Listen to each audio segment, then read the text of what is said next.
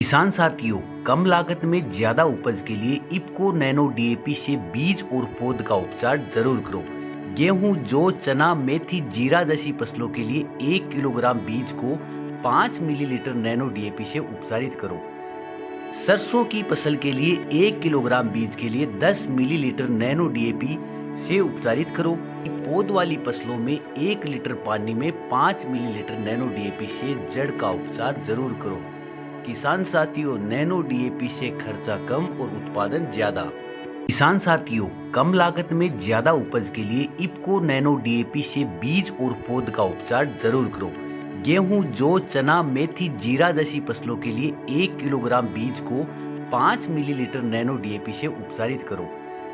सरसों की फसल के लिए 1 किलोग्राम बीज के लिए 10 मिलीलीटर नैनो डीएपी से उपचारित करो। पौध वाली फसलों में 1 लीटर पानी में 5 मिलीलीटर नैनो डीएपी से जड़ का उपचार जरूर करो। किसान साथियों, नैनो डीएपी से खर्चा कम और उत्पादन ज्यादा।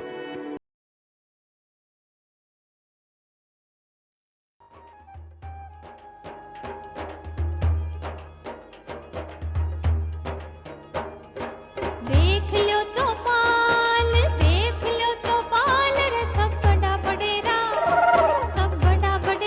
आओ जी, सब लोग लगाया आओ जी, टाबरिया ने संग लाओ जी। देख लो चौपाल रे सब बड़ा बडेरा आओ जी, सब लोग लगाया आओ जी, टाबरिया ने संग लाओ जी।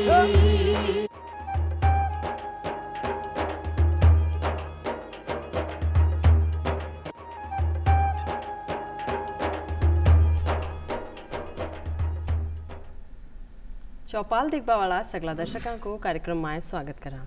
दर्शक भाई बहनों, 1 नवंबर से 15 नवंबर तक आपा जनजातीय गौरव वर्ष पखवाड़ा का रूप में मना रही हाँ, याद कर रही हाँ, सम्मान कर रही हाँ, नमन कर रही हाँ भारतीय जनजातीय का बा गौरव न भी, सम्मान न भी, लोग न भी, आदमी न भी, शख्सियत न जो जनजातीय समाज की खातर बड़ो उत्थान करया और बांग के खातर लड़ता लड़ता शहीद हो गया।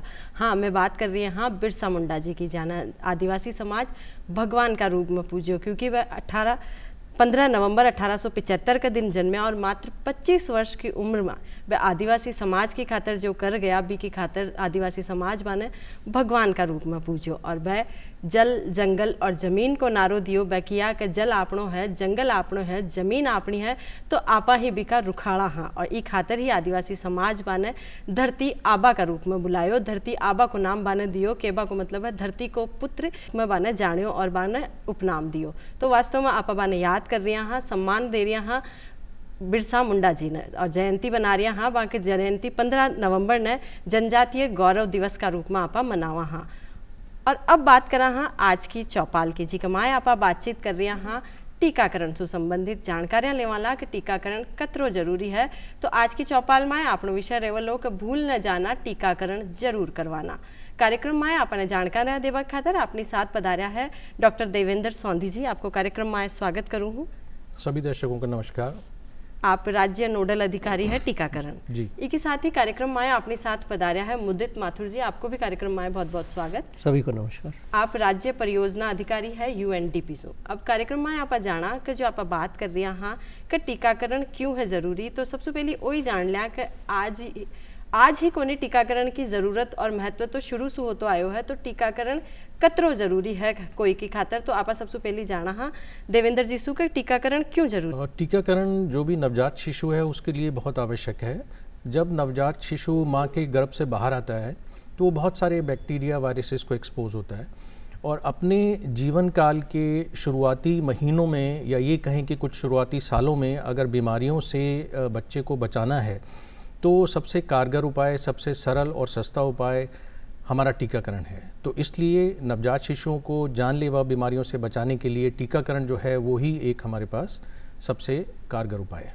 तो बस सगली बीमारियां सुबह ने बचासी, जो बीमारियां वहाँ हो सके भी की खातर टीकाकरण आपने जरूर करवानो है। ई खातर ही आप बार बार कहवा कि भूल न जानो, टीकाकरण जरूर करवानो। तो वो जो टीकाकरण की बात आप कर रहे हैं, तो एक न जब आगे बढ़ावा, अगला पायदान पर चला, तो कुण अपनी खातर प्रयासरत है मुदित जी में जानना चाहला कि कुण एक का खातर काम कर रही है। देखिए, टीकाकरण एक सामूहिक प्रयास है, जिसके अंदर अगर हम बात करें कि विभाग भी इसके लिए उत्तरदायी है, और साथ ही साथ जो माता पिता है उनके द्वारा भी प्रयास होने चाहिए कि समय से अपने बच्चे का जो भी टीके है वो लगवाए।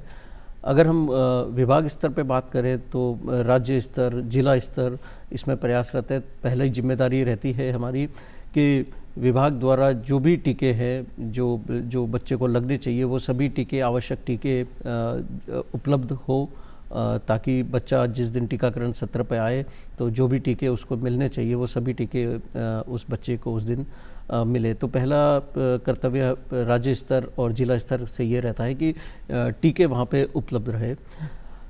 हमारी जो एएनएम बहन जी हैं या अन्य जो टीकाकर्मी हैं जो टीकाकरण का काम करते हैं, माइक्रो प्लान जो एक प्लान रहता है कि हमारा किस दिन टीकाकरण किस जगह पे होगा, किस आंगनवाड़ी पे टीकाकरण होगा या किस स्वास्थ्य संस्थानों पे टीकाकरण होगा, तो अपने उस प्लान के अनुसार उस दिन वहाँ पे टीकाकरण सत्र को आयोजित करें। इसी के साथ जो समुदाय स्तर पे जो हमारे सबसे एक महत्वपूर्ण कड़ी है आशा बहन जी का ये काम रहता है कि जिस दिन टीकाकरण दिवस है उससे पूर्व उस समुदाय में सूचना हो कि यहाँ इस दिन टीकाकरण होगा। जो माता पिता है जिनके बच्चों को टीकाकरण होना है उन तक वो सूचना जाए कि ये वैक्सीनेशन इस दिन होने वाला है और आपको अपने बच्चे को इस दिन टीका लगवाने के लिए उस केंद्र पे आना है। तो ये आशा बहन जी का काम है कि ये लेके आए। दूसरी तरफ अगर हम जन समुदाय की बात करें, जिनकी भी जिम्मेदारी बनती है कि उनको पता होना चाहिए कि हमारे बच्चे को कब कब टीकाकरण के लिए आना है और कौन कौन से टीके हैं जो उसको मिलने चाहिए, तो उनको भी अपना वो याद रखना है। और जब आशा बहन जी उनको इन्फॉर्म करें कि इस दिन आपको टीकाकरण के लिए आना है, तो टीकाकरण सत्र पे पहुंच के उनको समय से सभी टीके लगाए, जिससे जो भी आवश्यक बीमारियां हैं, जो टीकाकरण से होने वाली जो बीमारियां हैं, उससे बचा जा सके।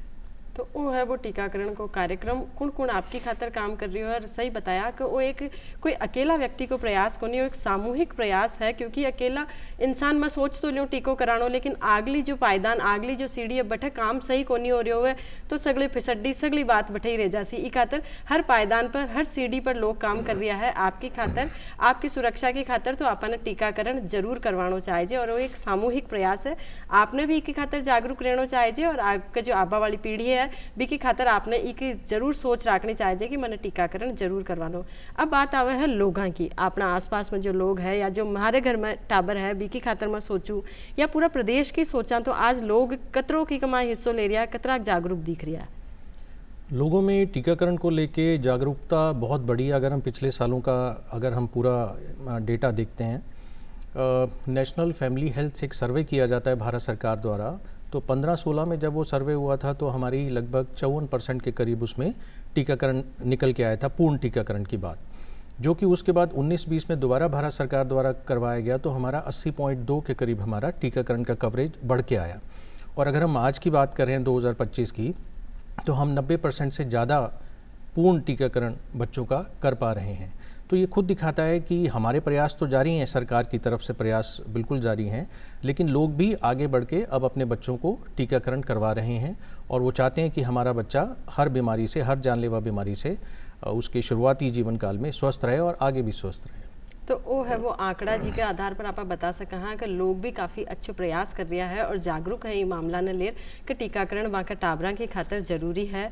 इसके साथ अब आप जाना कर जो आप बात कर रहे हैं हाँ टीकाकरण जरूरी है, आपने बताया कौन कौन सा विभाग कौन कौन लोग भी के खातर काम कर रहा है। तो बिको जो शुरुआत है वह की तरीका से हुआ करे, ज़्यादातर आप देखा हाँ कि एक ममता कार्ड बनया करे, क्योंकि जब भी टीकाकरण की बात चले तो एक कार्ड से ही शुरू हुआ करे है कि भाई कोई गर्भवती महिला है तो कि भाई ममता कार्ड बनवाया ही कोनी, क्यों आगे थारा घना टीका लागसी तो वो ममता कार्ड से टीकाकरण की शुरुआत हुआ करे। तो आप इन्हें भी जाना कि वो कहीं हुआ है, तो मुदित जी में था सो जानबो चावला कि ममता कार्ड की शुरुआत किया हुआ है, कहीं हुआ है। देखिए, ममता कार्ड जब भी एक महिला गर्भवती होती है और पहली बार अपनी जांच करवाने के लिए आती है और उसका गर्भवती होने का एक कंफर्मेशन हो जाता है, तब एएनएम बहन जी उसका एक कार्ड बनाती है जिसको ममता कार्ड कहा गया है। उस ममता कार्ड के अंतर्गत उसके खान पान से संबंधित भी उसको जानकारी दी जाती है, उसको कब कब आयरन फॉलिक एसिड की टैबलेट लेनी है, कब कब उसको जांच के लिए आना है, क्या क्या उसको उन दौरान किस तरह की सावधानियां रखनी है, उस तरह की जानकारी भी उसके अंदर होती है। तो वो कार्ड वो है रूप है बिको के जी का मायना सगड़ी बातें इंद्राज रेवा है कभी न कशा टीका लागसी और कद लागसी और कशा टीका बा लगवा ली और कशा आगे भी ना आपका लगवाना है और आपका टाबर का लगवाना है। तो ऐसा अगली बातें भी मैं लिखी उड़ी रेवा है। तो बस आपने भी कार्ड न बनवाना है और आगे ध्यान रखना रेवा है कि कद मना अगलो टीको लगवाना है। अब ई के साथ आप ओ जाना अब अगला प्रश्न का रूप में कि जो टीका की बात आप कर रही हैं, हाँ तो कशा टीका लाग्या कर है, कद लाग्या कर है, आप मैं जान पूछा वाला। भारत सरकार का जो एक राष्ट्रीय टीकाकरण सारणी है उसके अनुसार ही सारे टीके लगाए जाते हैं। इसमें लगभग अगर हम राजस्थान की बात करते हैं तो 10 तरीके के टीके लगाए जाते हैं जो कि छोटे बच्चों को जानलेवा बीमारियों से बचाते हैं। ये जो 10 तरीके के टीके लगाए जाते हैं लगभग 11 से 12 तरीके की जो बीमारियां हैं उनसे बच्चों का बचाव करते हैं। जब बच्चा पैदा होता है तो पैदा होते ही हम उसको BCG का टीका लगाते हैं जो ट्यूबरकुलोसिस से बचाता है, TB से बचाता है। ओरल पोलियो वैक्सीन की खुराक उसे दी जाती है जो उसे पोलियो से बचाती है, और हेपेटाइटिस का टीका लगाया जाता है। ये तो बच्चे के पैदा होते ही लगा दिया जाता है। उसके बाद बच्चे को हम 6 हफ्ते पूर्ण करने, उसकी उम्र पूरी होने के बाद, 10 हफ्ते उम्र पूरी होने के बाद, और इसी तरीके से 1.5 महीना, 2.5 महीना या 3.5 महीना आप मान लीजिए, तो उसकी उम्र पर हम उसको अलग अलग टीके देते हैं। अब उसमें पेंटावेलेंट के टीके भी आते हैं जिसमें 5 तरीके के टीके शामिल होते हैं। उसमें न्यूमोकोकल वैक्सीन भी आती है, उसमें रोटा वायरस भी आता है, उसमें ओरल पोलियो वैक्सीन भी आती है, और पोलियो की ही एक फ्रैक्शनल डोज आती है, वो इंजेक्शन भी लगाया जाता है। तो इसके बाद इसी तरीके से हम चलते चलते बच्चे को जब वो 9 महीने पूर्ण करता है अपनी उम्र के, तो 9 महीने पूर्ण करने पे हम उसे खसरा रूबेला का टीका भी लगाते हैं, और बाकी PCV की बूस्टर डोजेस भी, सेकेंड डोजेस भी देते हैं, और दूसरे डोजेस भी दी जाती हैं। तो इसी तरीके से समय के साथ साथ जैसे जब उम्र के साथ साथ बच्चा आगे बढ़ता है तो उसको 16 से 24 महीने पे हम बूस्टर डोजेस देते हैं, 5 साल पे उसको टीका लगाया जाता है, 10 साल पे भी TD का टीका लगाया जाता है, और 16 साल पे भी लगाया जाता है। तो वह टीका है जो आपने टीकाकरण स्थल पर जा रहा आपका टाबरा ने लगवाना रेवा है। अब ई की जो आप बात करिए कि टीका कशा लागसी कद लागसी जो समझ में आ गयो। अब अगली जो बात करा आप बात कर रही है ममता कार्ड की, तो मैं मुदित जी से जानना चाहूँगा कि मुदित जी जो ममता कार्ड की आप बात करा तो एक समस्या जो सबके साथ देखने ने मिला है कि मैं कार्ड भी बनवा लियो, सब काम कर ली, अब मैं साहब ई दौरान में कटे चली गई और मारो कार्ड रह गयो घर है, तो सगली बात समस्या शुरू हो जावे कि अब टीका लगवा से किया, क्योंकि जटे भी टीकाकरण स्थल पर जावा तो सबसे पहली बार जाता ही मांगा है कि भाई लियाओ ममता कार्ड दिखाओ, थांगो खटक रजिस्ट्रेशन हुएड़ो जो दिखाओ, अब वो टीकाकरण कार्ड रह गयो घर है, तो अब ई की समस्या किया सुलझावा आगे जावा जाता। जो समस्या आपने बताई ये अधिकतर हमारे जो समस्या है और जिसको हमने समझा, और भारत सरकार ने जिसको समझ के एक यूविन करके एक नया नवाचार एक शुरू किया है। आप अगर अपना टीकाकरण कार्ड भूल गए तो आपके साथ में सबसे बड़ी समस्या होती है कि आपको कौन से टीके लगने हैं वो आपको याद नहीं है, क्योंकि जैसा आप बताया कि बहुत सारे टीके हैं जो हमें लगाने हैं कि जन्म के समय अलग टीका लगते हैं, फिर हम 1.5 माह पे अलग टीका लगा रहे हैं, 2.5 माह पे अलग टीका लगा रहे हैं। तो कौन सा टीका मेरे बच्चे को आज लगना है ये मुझे याद नहीं है अगर मेरे पास आज ममता कार्ड नहीं है। और साथ ही अगर आप कहीं और चले गए हैं तो वहाँ पे जो हमारी ANM बहन जी है उसको भी नहीं पता कि आपको पहले के कौन से टीके लगे गए हैं। तो यूविन करके जो नवाचार भारत सरकार ने शुरू किया है, इसके माध्यम से यदि आप अपने बच्चे को जिस मोबाइल नंबर से आपने यूविन पे पंजीकृत करवा रखा है, रजिस्टर्ड करवा रखा है, यदि आप वो मोबाइल नंबर आप उस वहाँ पे जो ANM बहन जी है आप उसको बताएंगे तो वो आपका पुराना रिकॉर्ड आपके बच्चे के टीकाकरण का देख सकते हैं, और साथ ही साथ आज कौन से टीके उनको दिए जाने हैं ये रिकॉर्ड भी उनके पास में मिल जाएगा, जिसके आधार पे वो आज उनको आपके बच्चे को जो टीका ड्यू है वो सारे टीके लगा दिए जाएंगे।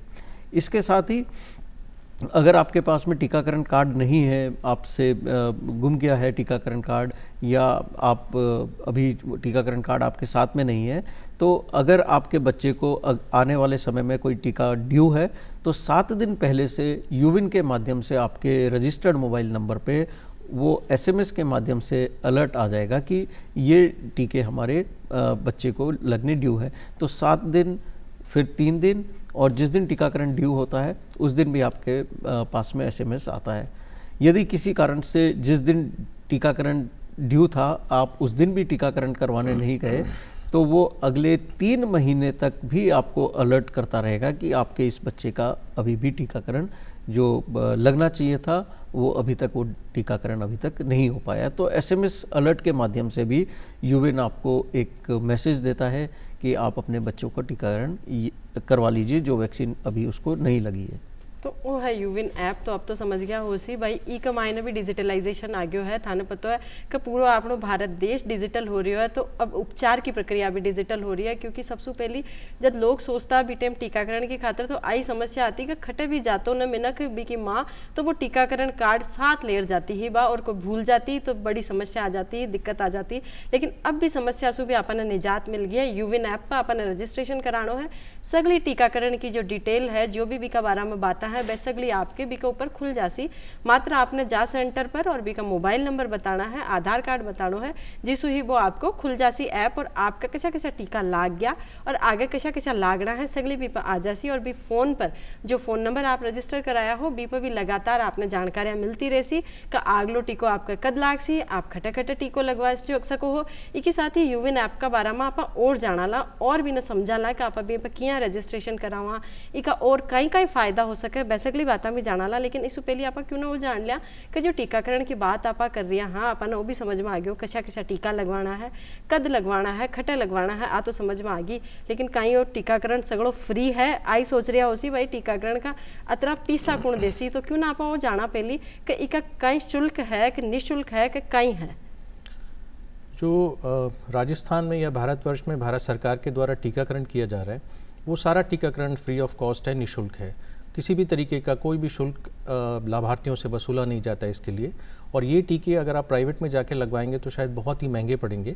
तो और भारत सरकार की तरफ से लेकिन ये सारे के सारे टीके जो है वो मुफ्त मुहैया कराए जाते हैं। तो इसलिए हमारी आपके दूरदर्शन के माध्यम से ये सबसे गुजारिश है कि आप अपने बच्चों को जो भी आपका निकटतम स्वास्थ्य केंद्र है वहाँ पे लेके आएँ और अपने बच्चों को ये टीके लगवाएं। तो वो टीकाकरण की जो बात आप कर रहे हैं बिल्कुल मुफ्त है सा, आपने कोई कमाई न कोई शुल्क को नहीं देना है। बस आपने जानो तो पड़सी भाई बेटा जटा टीको लागनो है बेटा इको ध्यान रखनो पड़सी कि कद मारा टाबर का टीको लागनो है और बेटा टीकाकरण स्थल पर टाबर ने लेर जानो पड़सी, टीको लगवानो पड़सी। के साथ साथ गर्भवती माँ का भी टीका लाग्या करे है तो माँ ने भी आपको ध्यान रखनो है कि कद कद कैसा टीका भी का लागना है। तो टीकाकरण स्थल पर जानो है और टीकाकरण को फायदो लेनो है और आपका स्वास्थ्य को ख्याल रखनो है। अब जो बात करा आपा कि कई बार जो आप मैंने बताया कि ए टीका लागे है, ए जद जद लागे है, भी बीच में कई बार कोई कारण से कोई टीको छूट जाए तो बी टेम कहीं करे। अगर कोई टीका कि कोई उम्र के अनुसार बच्चे को किसी वजह से नहीं लग सका तो वो आगे के समय भी लग सकता है। हर टीके की अपनी एक मिनिमम एज होती है, कम से कम इस एज पे लगना चाहिए और एक मैक्सिमम एज होती है। तो ऐसा नहीं है कि अगर 6 हफ्ते पे बच्चे का टीका छूट गया तो उसको दोबारा वो टीका नहीं लगेगा, उसको वो टीका आगे भी लगाया जा सकता है। इस बाबत जो भी आपका निकटतम प्राथमिक स्वास्थ्य केंद्र है या जो कोई डिस्पेंसरी है आपके यहाँ पे, आप वहाँ पे जाइए और चिकित्सा अधिकारी से बात कीजिए। वो बिल्कुल आप उसको बताइए कि हमारे बच्चों को ये टीका मिस हुआ है, तो उसी के अकॉर्डिंग वो जो टीका बच्चे का रह गया है वो टीका समय अनुसार उसको दे दिया जाएगा। तो आपने जो भी उचित और सही सलाह होली आपका स्वास्थ्य का हिसाब से बस सलाह आपने दी जावली और अगला टीकाकरण का मायना आपने शामिल कर लियो जावलो।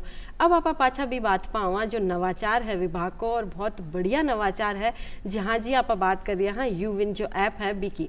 तो वो जो आप बताया माने यूविन ऐप का बारे में मुदित जी भी सो जानना चाहला कि इस पर जो रजिस्ट्रेशन करवावा वो किया करवावा, किया शुरू करा कि आज मैंने रजिस्ट्रेशन करवाना है तो मैं किया करूँ। आपके इस कार्यक्रम के माध्यम से दर्शकों को थोड़ा सा मैं पीछे ले चलूँ और आपको जिस तरह से ध्यान होगा कि जब हमने कोविड के टीकाकरण को जब शुरू किया था तो एक उन सभी रिकॉर्ड को डिजिटली हमने एक सुरक्षित रखा था।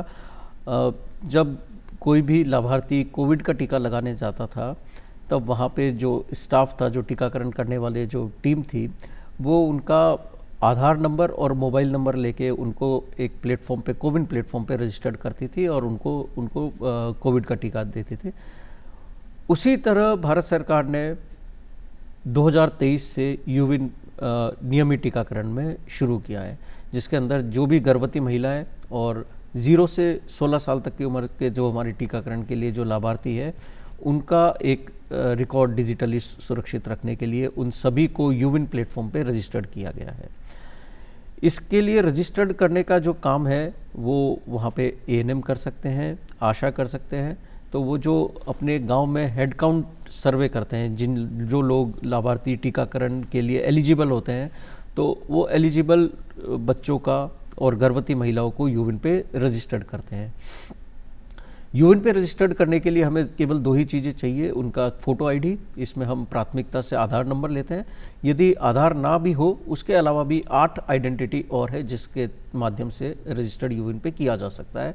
वो 8 आईडी वोटर आईडी हो सकती है, पेंशन पासबुक हो सकती है, पैन कार्ड हो सकता है, पासपोर्ट हो सकता है, एनपीआर कार्ड हो सकता है, राशन कार्ड हो सकता है। तो इस प्रकार से आधार के अलावा 8 और आइडेंटिटी है जिसके माध्यम से यूविन पे रजिस्टर्ड किया जा सकता है। और साथ ही साथ एक मोबाइल नंबर चाहिए होता है। परिवार में यदि सभी के पास मोबाइल नहीं है तो एक पिताजी के मोबाइल से परिवार के 10 सदस्यों का रजिस्ट्रेशन किया जा सकता है। तो ऐसा नहीं है कि हर बच्चे के रजिस्ट्रेशन के लिए हमें अलग मोबाइल नंबर चाहिए होगा। बच्चे के पास में यदि कोई भी आइडेंटिटी नहीं है तो उसके मदर के, माताजी के या उसके गार्जियन के, जो भी परिवारजन है, उसके फ़ोटो आईडी से, आधार या अन्य जो आईडी बताइए उसके माध्यम से भी रजिस्ट्रेशन किया जा सकता है। तो रजिस्ट्रेशन करने की जिम्मेदारी एएनएम की है, आशा की है। और साथ ही साथ यदि बेनिफिशियरी चाहे तो खुद का रजिस्ट्रेशन वो अपने यूविन की जो सेल्फ रजिस्ट्रेशन वाली एप्लीकेशन है जो प्ले स्टोर पे उपलब्ध है उसके माध्यम से अपना या अपने बच्चे का रजिस्ट्रेशन यूविन पे करवा सकते हैं। और साथ ही साथ ये भी देख सकते हैं कि अगर उसको कौन कौन से टीके लग चुके हैं, कौन से टीके उसको लगने बाकी है, और अपने क्षेत्र में कहाँ कहाँ टीकाकरण हो रहा है, उसकी क्या टाइमिंग है, कौन कौन से वहाँ पे टीके अवेलेबल है। वहाँ पे वो अपना स्लॉट को भी बुक करवा सकते हैं। स्लॉट बुक कराने के बाद में उनके पास में एक अपॉइंटमेंट स्लिप जनरेट होती है, उसको दिखा के वो वहाँ पे टीकाकरण करवा सकते हैं। उनका सारा टीकाकरण का रिकॉर्ड उस मोबाइल ऐप में सुरक्षित रहता है और इसको डिजी लॉकर पर भी आप संग्रह करके सुरक्षित रख सकते हैं। तो आने वाले समय में जब भी टीकाकरण रिकॉर्ड की ज़रूरत पड़ेगी, चाहे स्कूल के एडमिशन के समय या बाहर जब उनको पढ़ने के लिए बाहर विदेश जाना है, तब उस रिकॉर्ड की आवश्यकता पड़ेगी, तो वहाँ पे वो सुरक्षित रह सकता है, उसको निकाल के वो उसका इस्तेमाल कर सकते हैं। तो वो एक बहुत बढ़िया नवाचार है और इन नवाचार में हर बात को ध्यान रखे गए है कि ज़रूरी को नहीं है कि आपने बैठे जार ही रजिस्ट्रेशन करवाना है। आप घर में बैठे आपका फ़ोन से खुद भी रजिस्ट्रेशन कर सको, प्ले स्टोर से यूविन ऐप डाउनलोड करना है। अरबी का मायने जो डिटेल मांग तो जावा आप डालता जाओ, जी कि आपने बताया आधार कार्ड चाहिए, कोई फ़ोटो ID चाहिए, बी का भी आपने अच्छा प्रावधान कराया गया है कि आपकी कोई भी आधार कार्ड के साथ कोई भी फ़ोटो ID आप लगा सको हो, बी की डिटेल आपने डालनी है, फ़ोन नंबर आपको रेसिपी के साथ आप खुद रजिस्ट्रेशन कर सको हो और यूविन ऐप के साथ जुड़ सको हो और आपका टाबरा की सुरक्षा आपके हाथ में रख सको हो, ताकि आपने खुद ना पतो रहे कि हमारा टागोबर का कशा टीका लाग गया और आगे कशा लागना है। अब आप जो बात करा अगली, तो आप बात करा कि जो टीकाकरण की आप बात करा, तो जब भी टीकाकरण की बात शुरू हो तो पहले आप बात कर लिया कि वो एक सामूहिक प्रयास है, अकेला इंसान को या अकेला कोई भी विभाग को प्रयास है कोनी है जिन्हें आगे बढ़ा सका। तो ई की खातर जरूरी हो जावा है लोगों की जागरूकता। तो ई का कहीं प्रयास कराया जा रहा है विभाग का निसु ओ जाना आपा, तो देवेंद्र जी विभाग का निसु और कहीं प्रयास कराया जा रहा है जागरूकता की खातर? जागरूकता के लिए हम हमेशा प्रयासरत रहते हैं, टीकाकरण के प्रति लोग जागरूक हों, समुदाय में ये जागरूकता बनी रहे, बढ़ती रहे। इसके लिए हम जितने भी हमारे, जैसे आज हम आपके दूरदर्शन पे बैठे हैं तो इसके थ्रू भी हम लोगों को जागृत कर रहे हैं। हम इसमें आकाशवाणी का इस्तेमाल करते हैं, हम प्राइवेट चैनल्स हैं, FM चैनल्स हैं, उनके थ्रू जाते हैं, व्हाट्सएप मीडिया है, उनके थ्रू लोगों तक जागरूकता पहुंचाते हैं। इसके अलावा हमारे पोस्टर्स, बैनर्स और होर्डिंग्स हैं, हम वो भी जगह जगह पे लगाते हैं। और सबसे बड़ी हमारी जागरूकता जो फैलाई जाती है वो हमारे जितने भी जनप्रतिनिधि, मान लीजिए सरपंच साहब हैं, वार्ड काउंसलर्स हैं, वार्ड पंच हैं, उनके थ्रू जागरूकता फैलाते हैं। उसके बाद कई हमारे जो धार्मिक नेता होते हैं, हम उनसे भी अपीलें रिलीज़ करवाते हैं समय समय पर। और सबसे बड़ी जागरूकता हमारी जो आशा बहन जी हैं और हमारी ANM है जो नीचे काम करती हैं, वो घर घर जाकर लोगों को जागरूक करती हैं।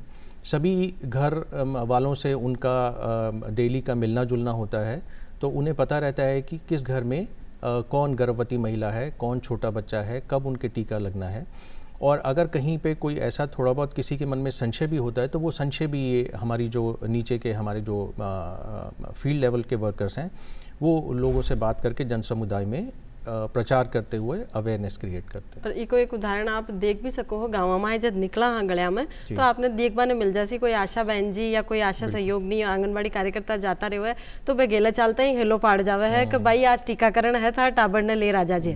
तो बटे ही आपने देखबा ने मिल रही हो कि विभाग कितना अच्छा प्रयास कर रही है, प्रति व्यक्ति पूग है कि भाई ई घर में टाबर है ई का टीको लागनो है तो आंगनवाड़ी बहन जी होगी आशा सहयोगियाँ होगी वह सब भी खुद संपर्क करे है कि फलाना वार्ड ने टीको लागसी था टाबर ने ले राजा जे थारे भी टीको लागसी भाई तू भी आ जाजे। तो इसु ही अपन समझ में आ रही हो कि विभाग का प्रयास बहुत बढ़िया है, जरूरत है अपनी स्वयं की जागरूकता की। और अब आप जाना मुदित जी जो आप रजिस्ट्रेशन की बात कर रही हैं, यूविन ऐप की बात कर रही हैं, वो बहुत अच्छे प्रयास है सरकार को, तो लोग कई हिस्सों ले रहे हैं एक मायने वास्तव में रजिस्ट्रेशन लोग करवा रहा है, पसंद कर रहा है ये अपना यूविन जैसा बताया कि 2023 से हमारा यूविन भारत सरकार के माध्यम से भारत के सभी राज्यों में रोल आउट और राजस्थान में भी अगस्त 2023 से हमारा यूविन जो रोल आउट हो चुका है। अगर हम शुरू से लेके अभी तक बात करें तो लगभग 22.5 लाख बच्चे यूविन पे पंजीकृत हो चुके हैं।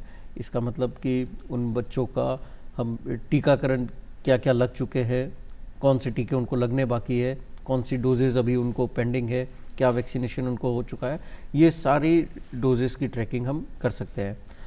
अगर हम इस वित्त वर्ष की बात करें, अगर 2025-26 की बात करें तो लगभग 8.5 लाख जो बच्चे हैं, जो अगर हमारा जो भारत सरकार जो राज्य को लक्ष्य देती है उसकी तुलना में 85% हमारे बच्चे यूविन पे रजिस्टर्ड हो चुके हैं। तो ये एक साफ तौर पे समझ में आता है कि रजिस्ट्रेशन एएनएम आशा के माध्यम से भी हो रहे हैं और जो बच्चे छूट जा रहे हैं वो हमारे खुद पेरेंट्स भी उनको रजिस्टर्ड कर रहे हैं। हमारे 85% जो बच्चे हैं वो अभी यूविन पे रजिस्टर्ड हो चुके हैं। काफ़ी अच्छो प्रयास है। एक ही साथ अब चलता चलता आप एक बात जरूर जान लिया, हमारा जो मन में आ रही है कि जो टीकाकरण आप सुनता आ रहे हैं ठेठ का भाई ए टीका लागे है बट तक तो ठीक है, लेकिन अब जो आगे नवाचार की बात करा या और कई बीमारियां हैं तो बाकी खातिर भी आगे और टीकाकरण का प्रयास कराया जा रहा है। आपने बिल्कुल सही प्रश्न किया। एक्चुअली तो जो टीकाकरण का कार्यक्रम है वो 1978 से शुरू हो चुका था, उसको एक्सपैंडेड प्रोग्राम ऑन इम्यूनाइजेशन बोलते थे। 1985 में इसको यूनिवर्सल इम्यूनाइजेशन प्रोग्राम बनाया गया और इसमें कुछ टीके इसमें ऐड किए गए और समय समय पर भारत सरकार इसमें जो भी नए नए टीके हैं अलग अलग बीमारियों से बचाने के लिए वो समय समय पर बच्चों की सुरक्षा के लिए लेती आ रही है। तो इसी तरीके से करते करते आज हमारे पास 10 तरीके के टीके हैं। आगे आने वाले समय में भी और टीके आएंगे। अभी जो एक टीके की बात चल रही है वो HPV टीके की बात चल रही है, ह्यूमन पेपिलोमा वायरस वैक्सीन की बात चल रही है, जो कि बच्चियों को दिया जाएगा और सर्वाइकल कैंसर से बच्चियों के बचाव के लिए है। तो ये भी जल्द ही ये टीका हमारी जो टीकाकरण सारणी है जो भारत सरकार की उसमें ये शामिल किया जाएगा और हम राजस्थान में भी जल्द ही इस टीकों को लेके आएंगे। बहुत बढ़िया बात है कि आजकल समस्या भी काफ़ी सुनबाने मिल रही है, देखबाने मिल रही है, तो इको टीको भी आपने खातर आ जासी बन जासी तो अपन और भी फायदों मिल सी। लेकिन जब आप टीकाकरण की बात करा तो फिर भी कई लोगों के मायने कई भ्रांतियाँ हुए हैं टीकाकरण ने ले, तो बाका बारे में मैं जानना चाहूँगा थोड़ा सा शॉर्ट में लोगों की खातर संदेश का रूप में। टीकाकरण के आज अगर हम देखते हैं तो टीकाकरण में बहुत ही कम भ्रांतियाँ रह गई हैं, पहले जैसी बात नहीं है। इसीलिए आज हम देखते हैं कि 90% से ज़्यादा जो लोग हैं वो आगे बढ़ चढ़ के आ रहे हैं और अपने बच्चों को टीके लगा रहे हैं। लेकिन अगर फिर भी छोटी मोटी भ्रांतियाँ हैं कि टीका लगने के बाद बुखार आ गया, टीका लगने के बाद 2 दिन दर्द रहेगा, तो ये तो एक नॉर्मल सी प्रक्रिया है हमारे शरीर की जब टीका उसमें बच्चे को लगता है। तो इससे घबराएं नहीं और अपने बच्चे को जितने भी टीके हैं वो बिल्कुल लगवाएं। हमारे टीके बहुत सुरक्षित टीके हैं और देखा जाए तो हम 5 साल की अगर बात करें तो अगर 5 साल में बच्चे को आप 7 बार हमारे पास लेके आते हैं तो हम जितनी भी बीमारियां हैं ज़्यादा से ज़्यादा जानलेवा बीमारियां उन सभी बच्चों से उन सभी बीमारियों से आपके बच्चों को सुरक्षित करते हैं। तो ऐसी कोई भी भ्रांति कोई भी समस्या को नहीं है, आपने ध्यान रखना है, जागरूक रहना है, टीकाकरण जरूर करवाना है, कि आपने सुरक्षा अपना टाबर की आपने हाथ में रखनी है। आप कार्यक्रम में पधारिया विके खातर आपको आभार। आप कार्यक्रम में पधारिया, आप जानकारियाँ दिया विके खातर आप दोनों को आभार। कार्यक्रम से लेने वाला विदा फिर मिलाला एक नई जानकारी के साथ। तो राम राम सा।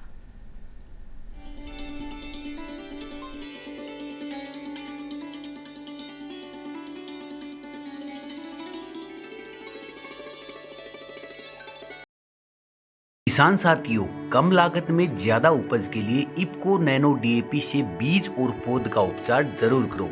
गेहूं, जौ, चना, मेथी, जीरा जैसी फसलों के लिए 1 किलोग्राम बीज को 5 मिलीलीटर नैनो डीएपी से उपचारित करो। सरसों की फसल के लिए 1 किलोग्राम बीज के लिए 10 मिलीलीटर नैनो डीएपी से उपचारित करो। पौध वाली फसलों में 1 लीटर पानी में 5 मिलीलीटर नैनो डीएपी से जड़ का उपचार जरूर करो। किसान साथियों, नैनो डीएपी से खर्चा कम और उत्पादन ज्यादा। किसान साथियों, कम लागत में ज्यादा उपज के लिए इफ्को नैनो डीएपी से बीज और पौध का उपचार जरूर करो। गेहूं, जौ, चना, मेथी, जीरा जैसी फसलों के लिए 1 किलोग्राम बीज को 5 मिलीलीटर नैनो डीएपी से उपचारित करो। सरसों की फसल के लिए 1 किलोग्राम बीज के लिए 10 मिलीलीटर नैनो डीएपी से उपचारित करो। पौध वाली फसलों में 1 लीटर पानी में 5 मिलीलीटर नैनो डीएपी से जड़ का उपचार जरूर करो। किसान साथियों, नैनो डीएपी से खर्चा कम और उत्पादन ज्यादा।